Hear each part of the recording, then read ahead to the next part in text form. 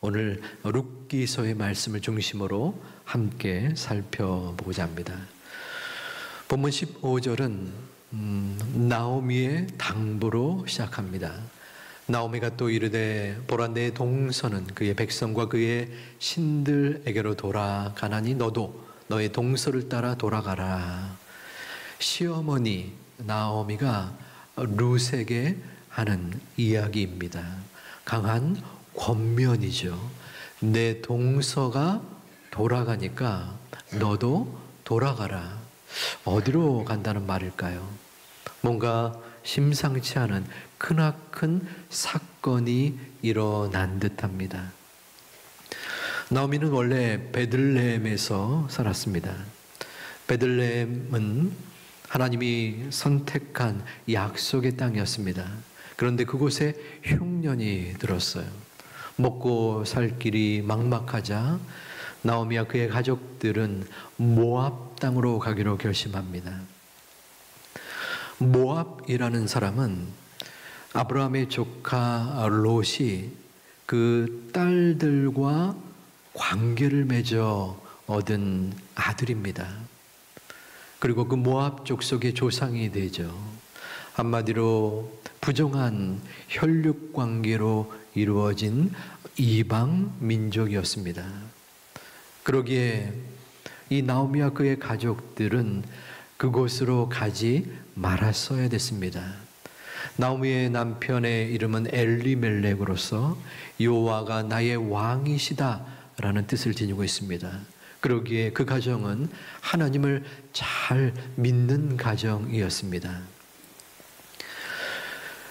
모압 땅으로 간 지 10여 년 사이에 그 가정은 이방 여인을 며느리로 삼았습니다. 그 또한 하나님이 명령하지 아니하였던, 지키라고 이야기했던 그것을 어긴 것입니다. 이방 여인을 며느리로 삼지 말았어야 했습니다. 그리고 그 10여 년 동안 흉년을 피해서 먹고 살기 위하여 선택한 그 땅에서 나오미는 남편과 두 아들을 잇는 더 큰 어려움을 경험하게 됩니다. 그리고 이제 베들레헴이 흉년이 물러갔다라는 소식을 듣고 그는 고향으로 복귀하게 되려 합니다. 그 가운데서 이제는 두 며느리를 불러서 너희가 나와 함께 갈 필요가 없다. 내 고향으로 돌아가라고 권면을 하고 있는 것입니다. 룻기 1장 13절에서는 구체적으로 너희들이 가지 말아야 될, 나와 함께 갈 필요가 없다는 것을 구체적으로 설명합니다. 여호와의 손이 나를 치셨으므로 나는 너희로 말미암아 더욱 마음이 아프도다. 약속의 땅 베들레헴을 떠나갔고 또 이방 여인을 며느리로 삼은 그 행동에 대한 징벌을 하나님이 내리셨다는 것입니다. 쓰라린 표현입니다. 그리고 이제 나는 황량하게 되었는데 너희가 결코 나와 동행할 필요가 없다라는 마음의 쓰라린 그러한 이야기를 토로하고 있는 것입니다. 그런데 룻이 본문 16절과 17절에서 엄청난 답변을 합니다. 우리 함께 봉독하겠습니다. 룻이 이르되 내게 어머니를 떠나며 어머니를 따르지 말고 돌아가라. 강권하지 마옵소서. 어머니께서 가시는 곳에 나도 가고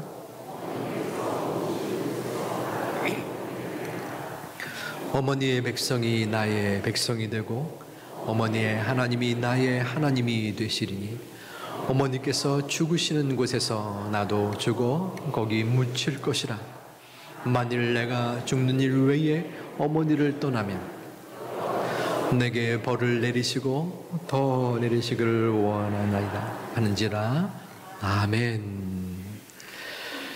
자, 뭔가 분위기를 느끼실 수 있을 듯 합니다. 나는 결코 어머니를 떠나지 아니하겠다라는 결단의 고백을 지금 룻은 하고 있는 것입니다. 룻은 새로운 땅을 가려고 합니다. 그리고 새로운 민족, 새로운 종교, 그것에 따른 부담감과 또한 낯설음을 넘어서서 어머니를 향한 각별한 사랑과 충성을 지금 맹세하고 있는 것입니다. 어떻게 이 이방 여인 룻이 이러한 고백을 할 수 있었을까요? 남편이 죽었습니다. 그리고 새로운 곳, 내가 알지 못하는 베들레헴으로 가려는 것입니다. 남편이 죽은 후에는 그 가정을 떠나는 것이 당시의 관행이었습니다. 더구나 시어머니가 계속적으로 떠나가라 했기에 합당한 명분이 있는 헤어짐이었습니다. 지금 베들레헴으로 간다면 분명 이 젊은 룻은 시어머니를 부양하고 봉양해야만 합니다. 시어머니는 가진 것이 아무것도 없는 빈털터리였습니다. 그가 머물 곳, 그가 기댈 곳, 아무것도 보장된 것이 없는 상황이었습니다. 베들레헴은 이방 민족들을 멸시하는 유대 땅이기 때문에 그 젊은 룻이 재혼할 수 있는 가능성은 아주 거의 희박했습니다. 그럼에도 불구하고 룻은 무슨 이유로 시어머니를 따라가려는 것일까요? 어머니의 하나님이 나의 하나님이 될 것입니다. 그녀에게는 믿음이 있었습니다. 하나님께서 나의 고충과 나의 고난의 쓴 잔을 분명하게 헤쳐나가게 할 것임을 믿는 믿음이 룻에게는 있었습니다. 이제 룻에게 중요한 것은 가난, 고난, 그리고 앞으로의 장래가 아니었습니다. 그에게 의미로 다가온 것은 오직 믿음이었습니다. 하나님의 함께함이었습니다. 하나님의 자녀됨이었습니다. 하나님의 나의 아버지가 되신다면 나의 괴로움과 힘겨움을 버티고 견디고 이기게 하실 것이라는 믿음이 그녀에게 있었기 때문입니다. 그 믿음은 어디에서 나왔습니까? 그 믿음은 바로 시어머니 나오미에게서 나왔습니다. 약속의 땅을 벗어나고 이방 여인을 며느리로 삼았던 것에 대한 잘못을 저질렀지만 나오미는 룻을 믿음으로 양육했습니다.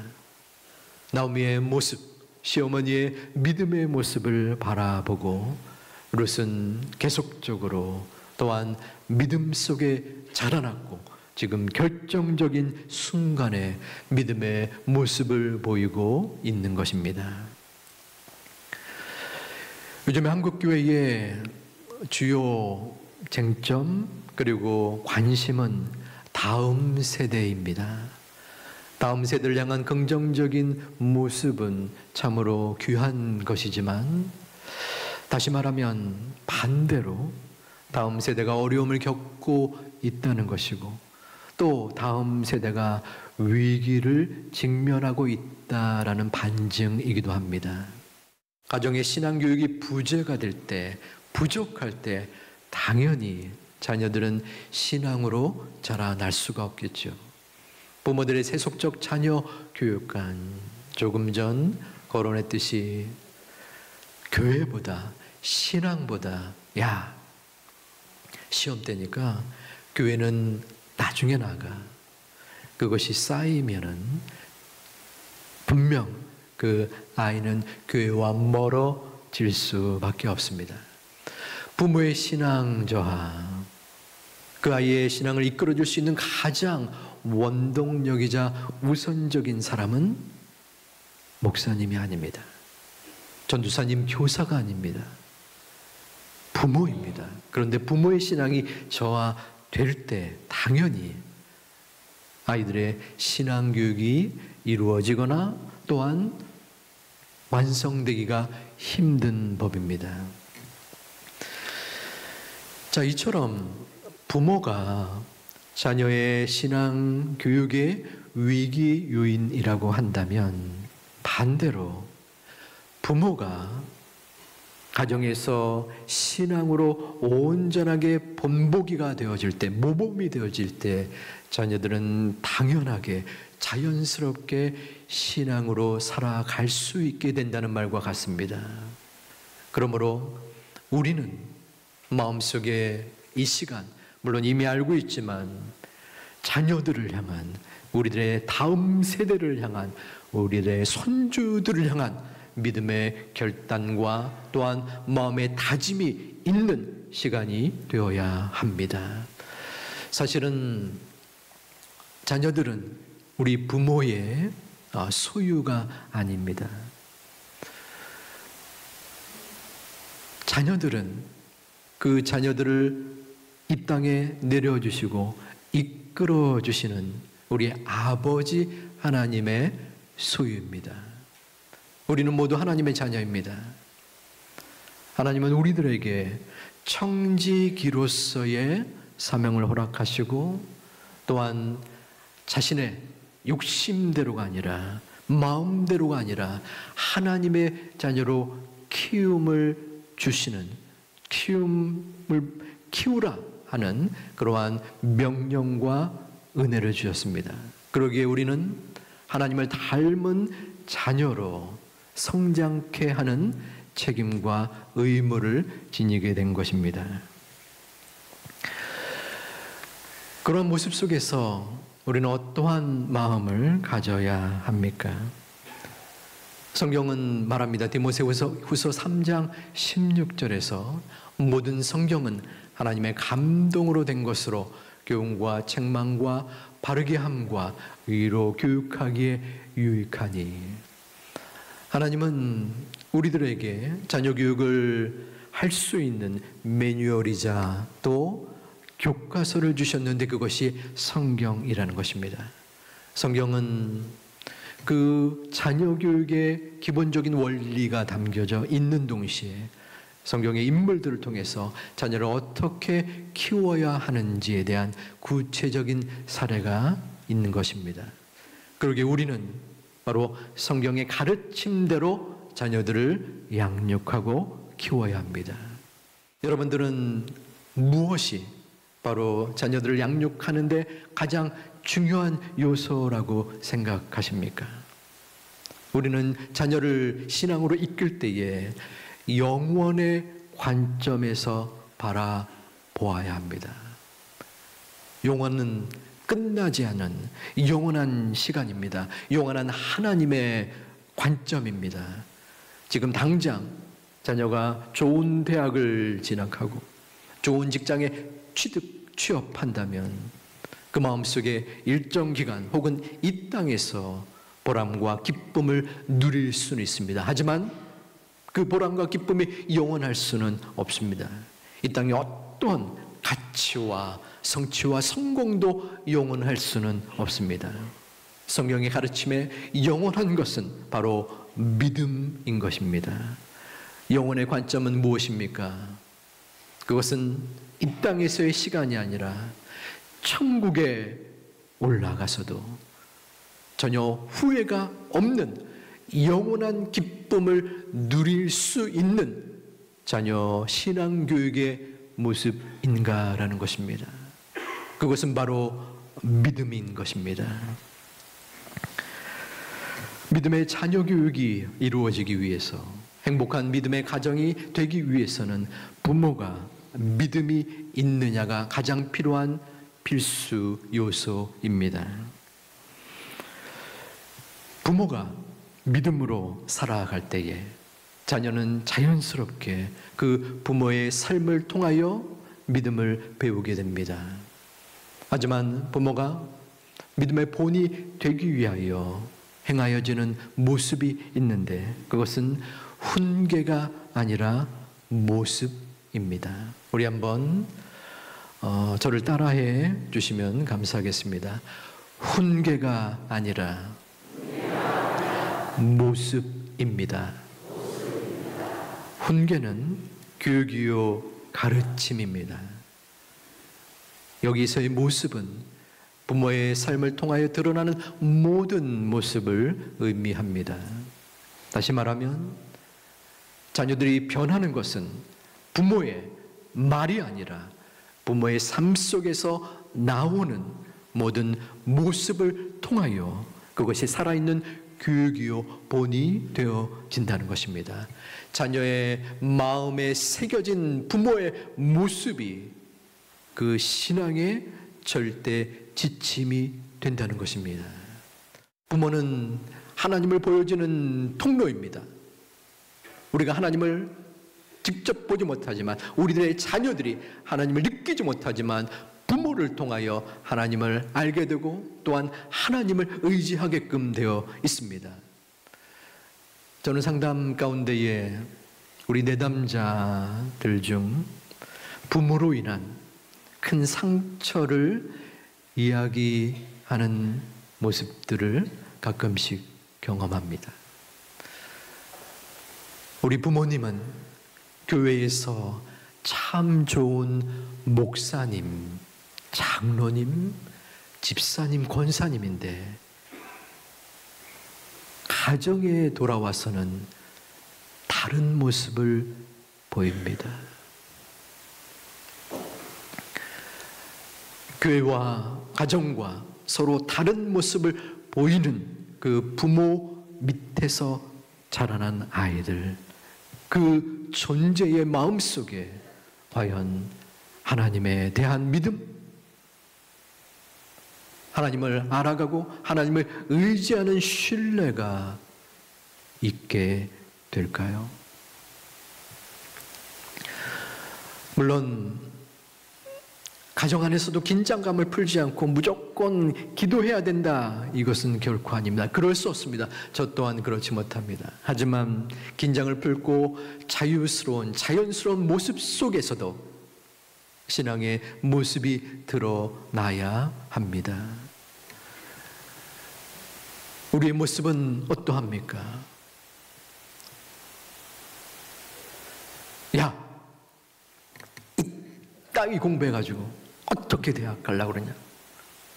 이런 식으로 해가지고 이 험한 세상을 헤치고 나아갈 수 있겠냐? 밥 빌어 먹고 살겠냐? 혹시 우리 자녀를 잔소리와 꾸중 속에 퍼붓고 그들이 그 모습을 그들의 마음 속에 되새기고 있는 우리는 혹시 아닙니까?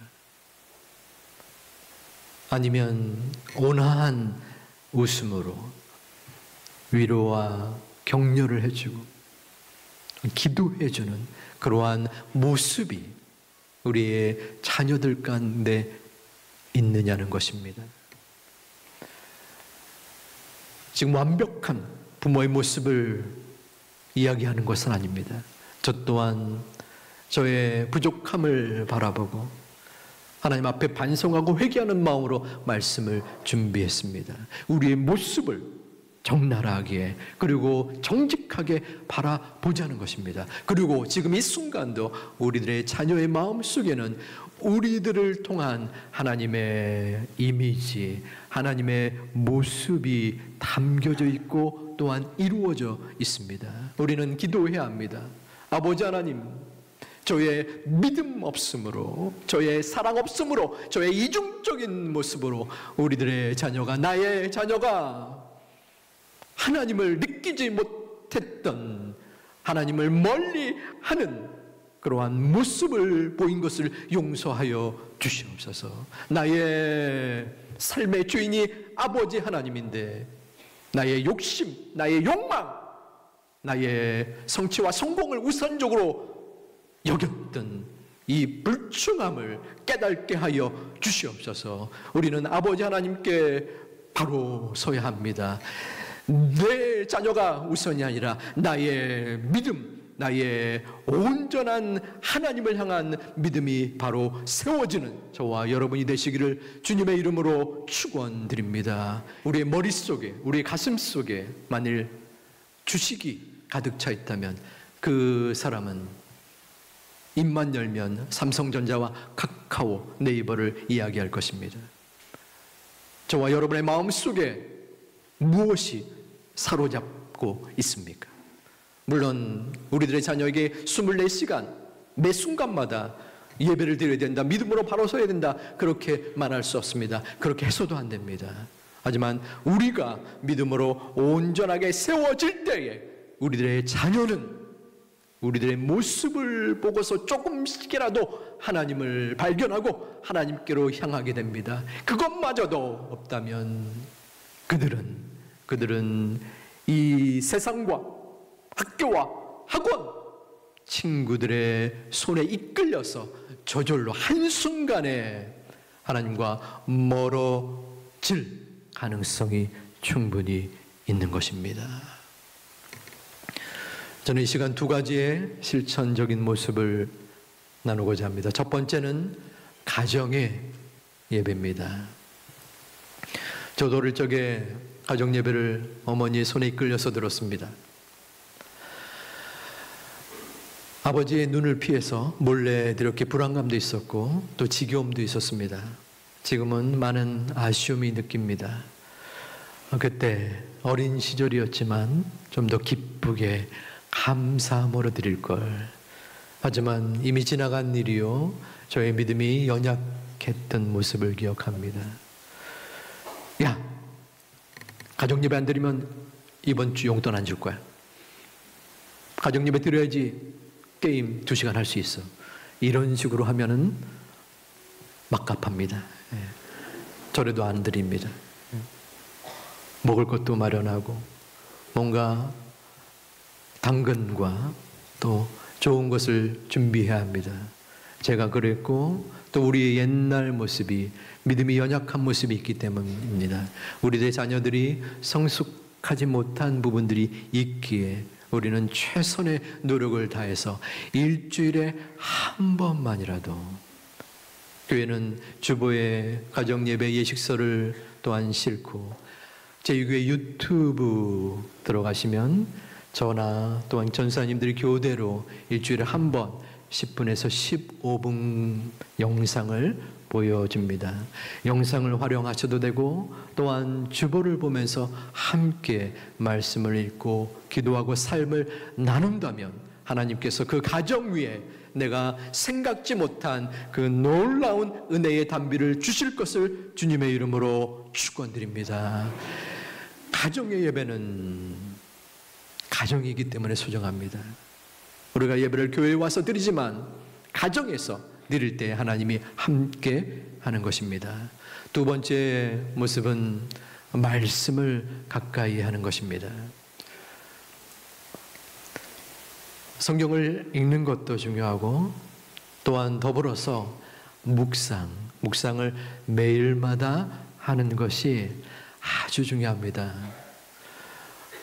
그저께 금요 성령 대망 기도에 우리 홍애경 집사님이라는 강사분이 오셔서 딸을 잃은 그 아픔을 말씀으로 인도함 받아서 지금은 말씀 큐티 또한 사역을 하고 있는 간증을 들었습니다.